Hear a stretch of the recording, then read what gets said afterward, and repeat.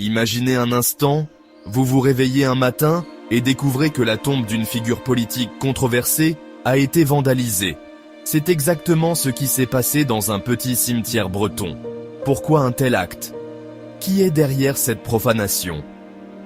Restez jusqu'à la fin pour découvrir les réactions choquantes et les conséquences de cet événement. Le 31 janvier 2025, la France se réveille sous le choc. La tombe de Jean-Marie Le Pen, fondateur du Front National, a été profanée. Cela se passe dans le paisible cimetière de la Trinité-sur-Mer, en Bretagne. Des vandales ont frappé en pleine nuit, laissant derrière eux une scène de désolation. Les témoins décrivent une dégradation assez grave. La croix celtique brisée, la plaque funéraire endommagée, probablement à coups de masse. Ce vandalisme intervient seulement 3 semaines après l'inhumation de Jean-Marie Le Pen, décédé à l'âge de 96 ans. Les réactions ne se sont pas fait attendre. La famille Le Pen a déposé plainte immédiatement. Mais ce qui est frappant, c'est l'ampleur des condamnations politiques. Marion Maréchal, infamie. Jordan Bardella, inqualifiable. Bruno Retailleau, abjection absolue. Une enquête pour violation de sépulture est ouverte et la gendarmerie de Lorient est en charge des investigations. Face à ce scandale, des mesures sont prises. Le cimetière est temporairement fermé au public. Une surveillance renforcée est mise en place, avec des patrouilles régulières.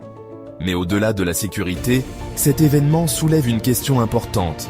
Est-ce un simple acte de vandalisme ou le reflet d'une société de plus en plus polarisée? Jean-Marie Le Pen, figure emblématique et controversée de la politique française, est né le 20 juin 1928 à la Trinité-sur-Mer. Pendant plus de 6 décennies, il a marqué l'histoire politique de la France.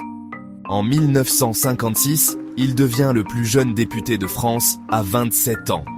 Mais c'est en 1972 qu'il entre véritablement dans l'histoire en fondant le Front National, un parti d'extrême droite qu'il dirigera jusqu'en 2011. Son plus grand coup politique, le 21 avril 2002, lorsqu'il accède au second tour de l'élection présidentielle, un séisme dans la vie politique française. Mais Le Pen, c'est aussi un homme de polémique. Ses propos sur les chambres à gaz qu'il qualifie de détails de l'histoire. Ses positions très radicales sur l'immigration. Ses multiples condamnations pour incitation à la discrimination.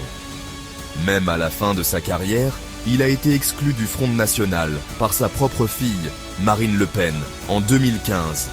Mais son influence sur la politique française reste incontestable. Cette profanation relance le débat autour de l'héritage de Jean-Marie Le Pen. S'agit-il d'une simple vengeance posthume ou d'un acte politique fort? Et vous, qu'en pensez-vous? Dites-nous en commentaire si cet événement vous choque et ce qu'il représente pour vous.